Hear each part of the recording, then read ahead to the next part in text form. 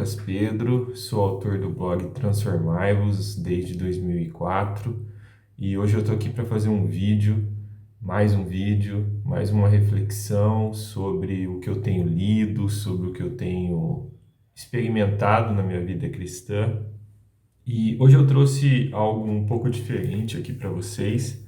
Eu trouxe esse livro aqui, ó, que é um livro que não é cristão, né? O Ego é Seu Inimigo. Ryan Holiday é um best-seller nos Estados Unidos. Eu já tinha me encontrado com esse livro numa livraria há alguns anos. Me chamou muita atenção, sabe quando você pega o livro, lê a contracapa, fica interessado, mas não comprei o livro, não li.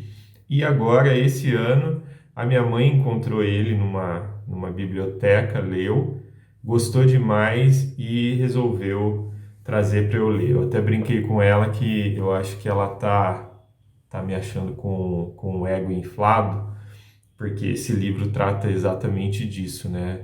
De pessoas que deixaram o seu ego crescer demais a ponto de prejudicar a sua vida e a vida dos outros, tanto quando elas estavam em momentos de sucesso, quanto quando elas estavam em momentos de fracasso na vida pessoal ou profissional.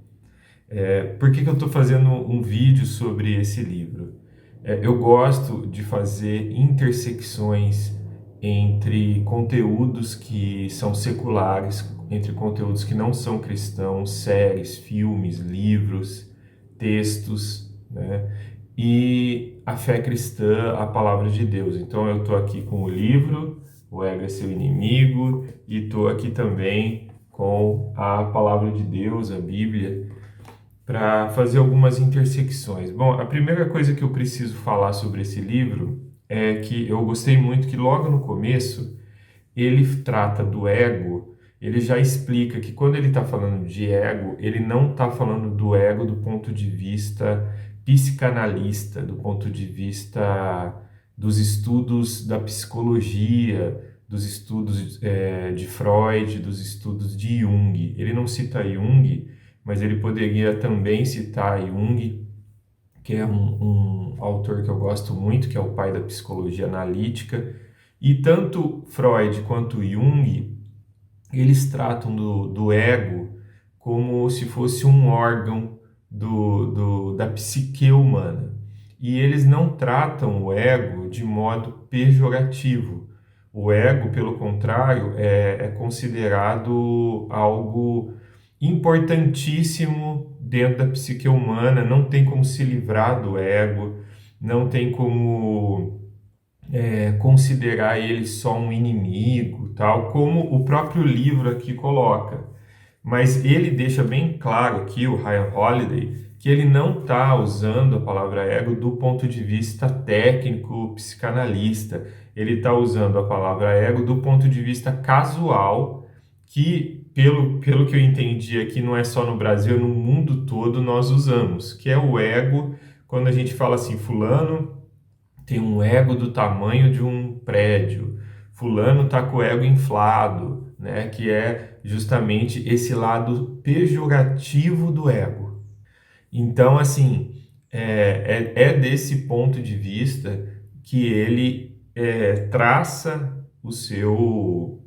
as suas reflexões sobre o livro. E como ele faz isso? Ele faz isso de uma maneira muito jornalística. Ele pesquisou, né, uma quantidade absurda, né, se você tiver a oportunidade de ler o livro, você vai ver. Ele pesquisou uma quantidade absurda de líderes, principalmente líderes, pessoas que foram e que são muito influentes, e ele traça comparações entre lideranças, entre pessoas muito influentes que deixaram o seu ego tomar conta a ponto de perder o propósito daquilo que elas estavam fazendo, e de outros líderes que não deixaram o seu ego inflar e não esqueceram daquilo que eles estavam fazendo, do propósito da vida deles, né?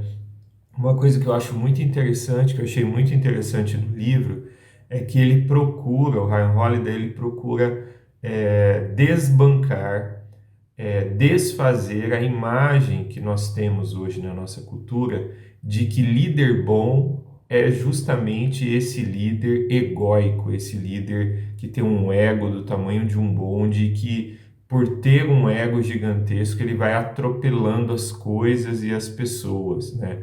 Isso eu achei muito interessante porque ele está lutando contra um sistema de valores. Nós temos a ideia justamente de que o líder bom é aquele líder que ele tem uma forte visão do seu negócio e nada nem ninguém consegue desfazer aquele caminho dele, ele vai como um touro indomável, né? Ele coloca aqui exemplos de líderes diferentes disso.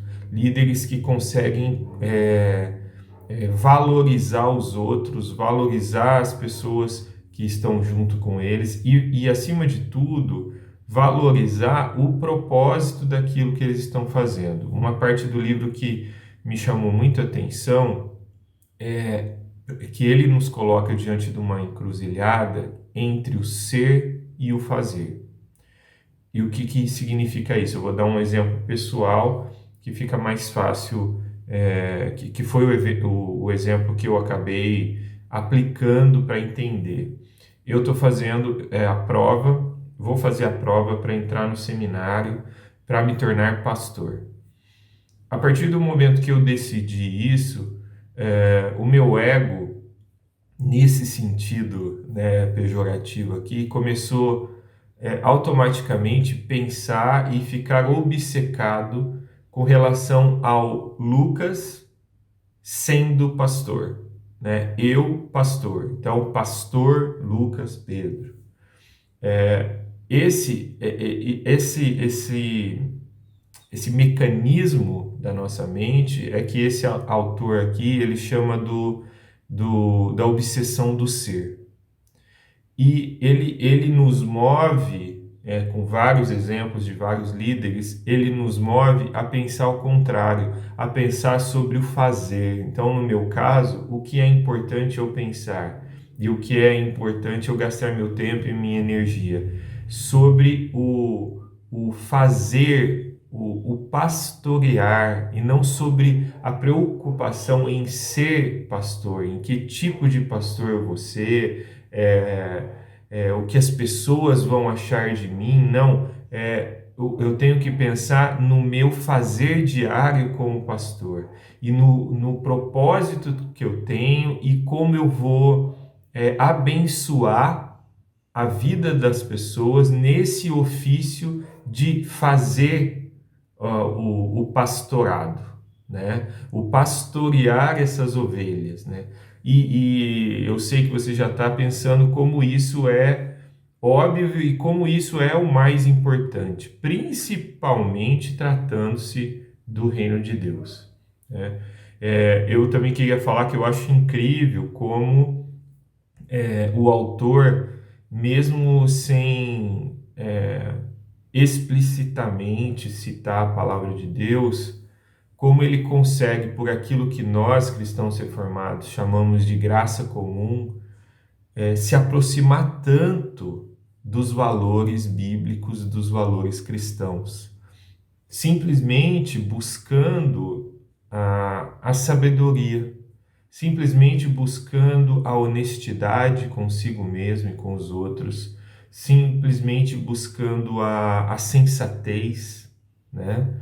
Então, um livro desse é uma prova de que Deus, sem dúvida nenhuma, derrama a sua graça comum sobre homens que não necessariamente estão em comunhão com Ele, né? Então, eu achei muito interessante isso, perceber isso. O Ryan Holiday, se você entrar no Instagram dele, nas redes sociais, ele publicamente um estoico, né? Então, ele segue a filosofia estoica, que a gente consegue perceber no estoicismo algumas intersecções com a fé cristã e também muitas diferenciações com a fé cristã. Mas é uma filosofia, né, que vale demais a pena nós estudarmos, tá? O cristão não precisa ter essa aversão,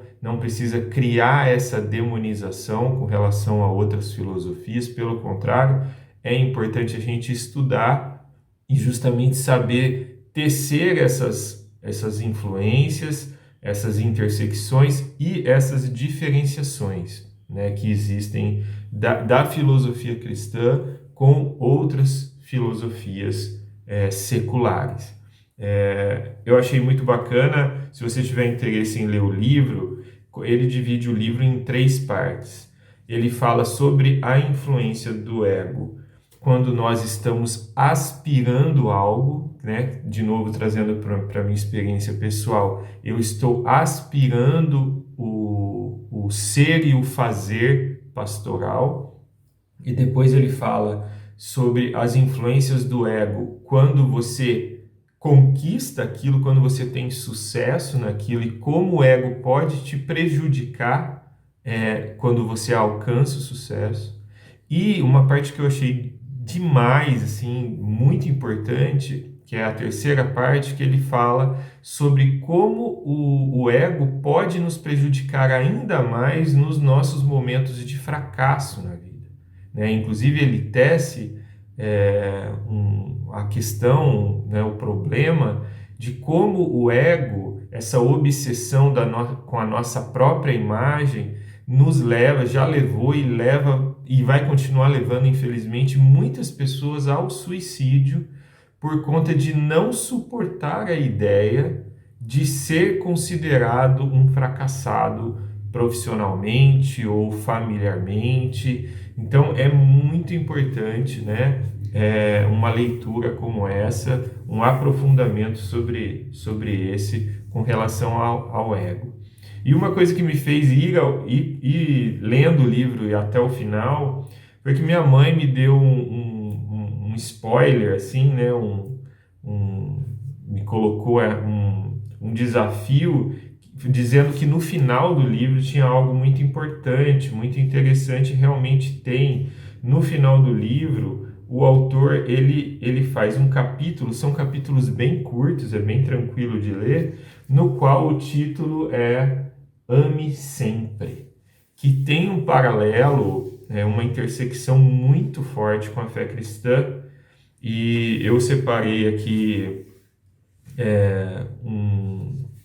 um parágrafo para vocês, para ler, para vocês entenderem essa intersecção. É claro que de um ponto de vista muito secular, vocês vão ver no texto aqui, mas que vale muito a pena a gente ler aqui.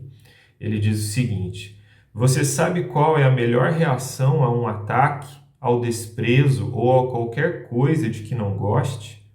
O amor. Isso mesmo, o amor. Para o vizinho que não quer abaixar o som, para o pai ou a mãe que o decepcionou, para o funcionário público que perdeu seus documentos, para o grupo que o rejeita, para o crítico que o ataca, para o ex-sócio que roubou a sua ideia, para a vaca ou o filho da mãe que o traiu. Amor. Cara, é impressionante você perceber como que uma pessoa... É claro que provavelmente o Ryan Holiday tem uma base cristã, inclusive em alguns momentos do livro ele cita alguns textos cristãos, então é claro que ele conhece a palavra de Deus, que ele conhece o Evangelho, mas ele não se publica como cristão e não diz que o livro é cristão, e é impressionante como ele consegue ir no profundo da queda humana, né, que nós aqui, cristãos, bíblicos, chamamos de a queda humana, que é justamente essa influência do ego, nos levando a matar, nos levando a morrer, nos levando a se suicidar por conta do ego. Então ele consegue ir no profundo dessa questão do ego, e também ele consegue ir no sublime, a ponto de entender que mesmo quando as pessoas nos ferem, a melhor reação, a melhor retribuição que nós podemos dar a essas pessoas é o amor. E ele, inclusive, nesse capítulo, ele argumenta que a amargura, a vingança, ela só vai te prejudicar. Ele argumenta de uma maneira muito racional a respeito disso, né? Então, gente, é um livro que vale demais a ler, vale demais fazer essa intersecção. O que eu colocaria de contraponto aqui com a fé cristã é que, obviamente, o autor, ele, como não é um livro cristão, como não é um livro religioso, o ponto de referência dele continua sendo o eu. Então, o que ele está propondo aqui, quais são os limites, então, por não ser baseado numa fé em Deus, por não ser baseado no nosso propósito cristão máximo, que é viver para glorificar a Deus, o limite do autor é entender esse método de operação da vida, no qual a gente subjuga o nosso ego para viver uma vida com o propósito de ajudar aos outros, né? Então, existe uma intersecção, claro, com a fé cristã, muito importante, mas tem esse limite de não considerar o propósito de Deus para nossa própria vida. E nós, como cristãos, nós sabemos que nós precisamos encontrar o nosso propósito de vida em Deus e no reino dele, né? Inclusive, sobre reino, eu gostaria de trazer um texto aqui que tem tudo a ver, um texto bíblico que várias vezes me veio à memória enquanto eu lia o livro, me deu vontade de chegar para o Ryan Holiday e falar, cara, coloca esse texto no seu livro, porque tem tudo a ver esse texto, que é quando, eu não vou ler o texto aqui, só uma frase de Jesus, mas você deve conhecer aquele momento onde a mãe dos filhos de Zebedeu, que ela não tem um nome aqui, né?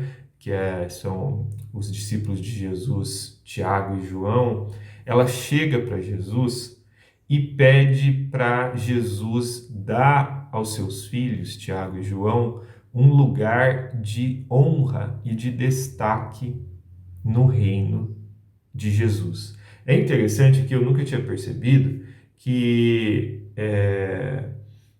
o pedido da mãe de Tiago e João é o seguinte: Jesus pergunta, o que você quer?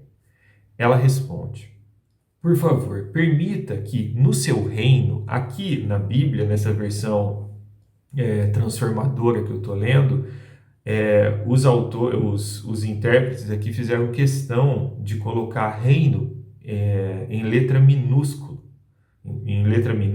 obviamente, porque essa mulher não estava aqui considerando o reino de Deus. Ela estava considerando o reino de Jesus, caso ele ascendesse humanamente ali entre os homens. Então ela pede o seguinte: que no seu reino, meus dois filhos, Tiago e João, se sentem em lugares de honra ao seu lado, um à sua direita e outro à sua esquerda. Olha só que interessante. Essa mulher, essa família aqui no caso, estava preocupada com o ser, estava preocupada com que seus filhos, que estavam ali dedicando a sua vida a Jesus, tivessem um lugar de honra, um lugar de prestígio, um lugar egóico, caso Jesus ascendesse socialmente ou militarmente ali no reino dos homens. E aqui embaixo,